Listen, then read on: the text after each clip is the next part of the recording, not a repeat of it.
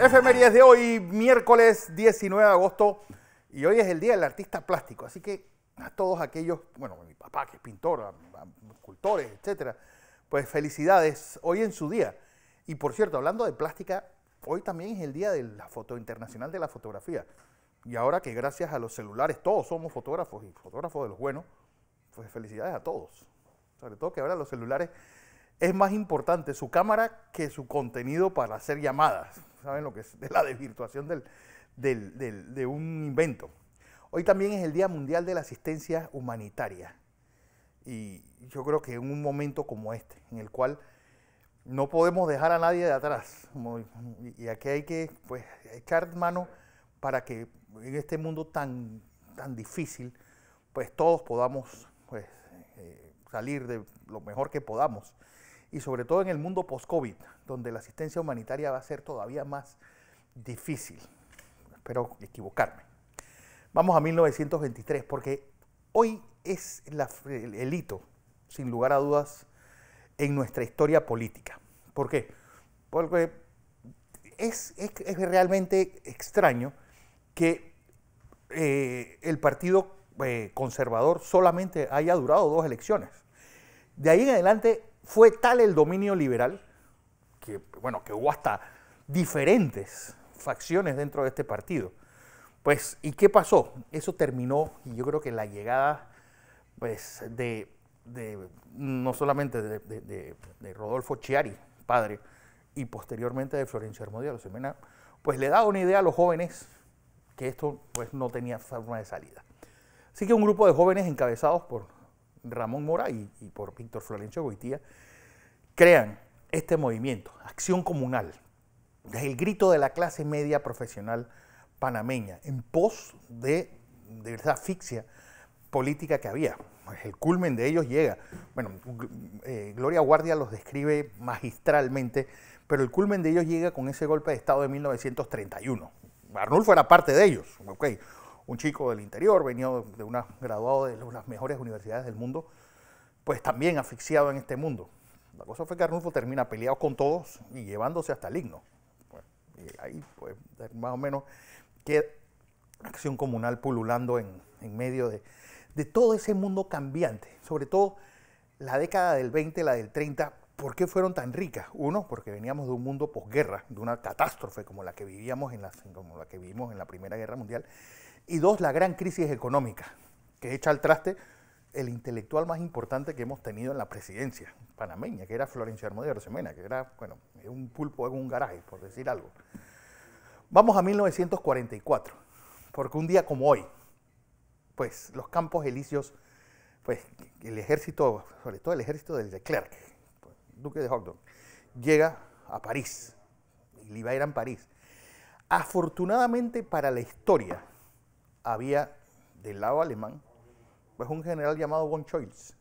¿Por qué? Porque la orden de Hitler, pues extraordinariamente narrada por Larry Collins y Dominique Lapierre en ese maravilloso libro llamado Arde París, era que destruyera la ciudad y utilizara, por ejemplo, los escombros del Arco del Triunfo como pues, parapetos para que los tanques no pasaran. Incluso los hierros de la Torre Eiffel se usaran de obstáculos para el ejército americano. Hay una cosa interesante en esta liberación de París. ¿Y cuál es? Y uno ve las fotos. Pues los primeros tanques franceses que entran en París llevan el nombre de ciudades españolas. ¿Por qué? Porque la primera parte, la primera entrada fueron tropas republicanas españolas que estaban pues, bajo el uniforme alemán, bajo el uniforme francés. Y lo extraño de todo esto es que del lado alemán también había españoles vestidos con el uniforme de la Wehrmacht. Pues Ernest Hemingway lo primero que hizo fue liberar el bar del Hotel Ritz.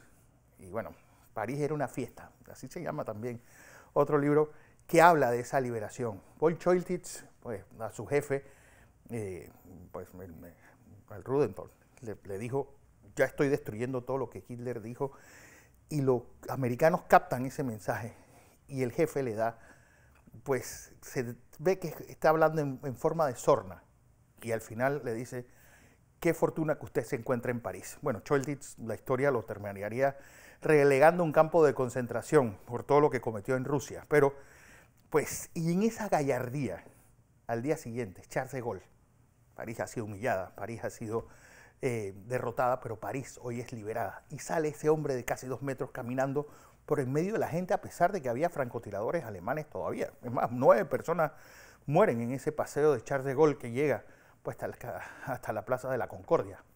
Vamos a 1945, porque en agosto este hombre, Ho Chi Minh, crea el Viet Minh, la Liga para la Independencia de Vietnam.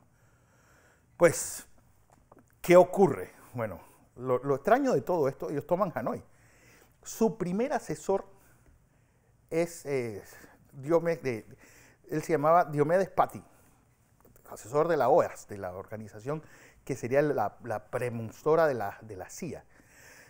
Lo extraño de este asunto es que su guerra era contra los franceses y un asesor americano, pues lo confundieron con un francés y lo matan en un puesto. Se convierte en la primera víctima.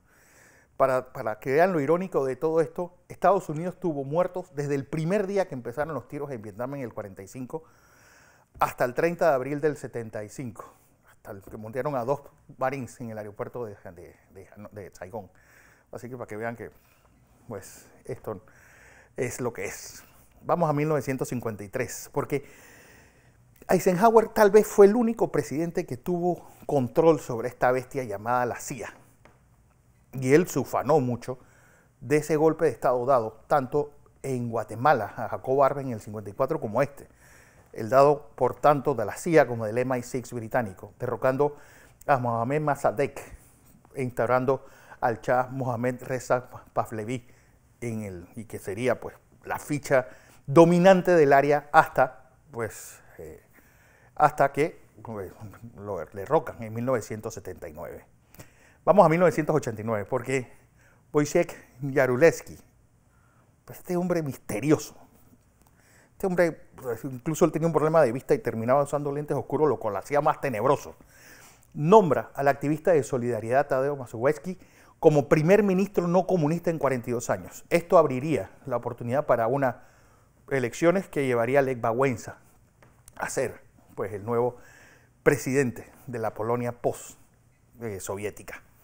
Vamos a 1989, porque ¿qué día empieza realmente el muro de Berlín a derrumbarse? Hoy, hace 31 años. ¿Por qué? Por alguna razón, y es una conferencia de prensa de las más audaces, bueno, una de las conferencias de prensa donde yo creo que el periodista da la pregunta más precisa. Dice, a partir de hoy, bueno, él decía, vamos a hacer que uno pueda cruzar a Austria y Hungría a pasar las vacaciones. Pero esta pregunta, ¿y desde cuándo? Desde hoy. Bueno, un montón de alemanes cruzan Austria-Hungría y eso pues se forma un pandemonio de húngaros pasando a Austria, alemanes pasando a Austria y así empieza la caída del muro de Berlín. Ese mismo día, mientras tanto, en Colombia, pues, ¿se acuerdan que ayer estábamos hablando del asesinato de Luis Carlos Galán? Bueno, el presidente en ese momento era este hombre, Virgilio Barco, por cierto, un ingeniero graduado en el MIT. Le declara la guerra al cartel de Medellín y establece la extradición vía administrativa pues, y el secuestro de bienes a todos sus dirigentes, incluyendo a Pablo Escobar. Lo que indica, bueno, lo que empieza en Colombia es una guerra sin cuartel, donde termina pues, derribado desde un avión de la aerolínea Avianca, que iba hacia Estados Unidos, hasta pues, bombas y sobre todo Medellín, que fue el epicentro de esa guerra fratricida que los colombianos todavía pues, recuerdan con tanta tristeza. Vamos a 1991 porque un día como hoy se produce esta última puesta en escena en la Unión Soviética. Pues, los viejos generales tratan de darle un puesto, incluso secuestran a Mikhail Gorbachev, que lo llevan a Crimea. Pues, y esto, al final, pues aparece el nombre del alcalde de Moscú, Boris Yeltsin, que viene al rescate, y con él, pues, la implosión de la Unión Soviética. Cosa de la historia.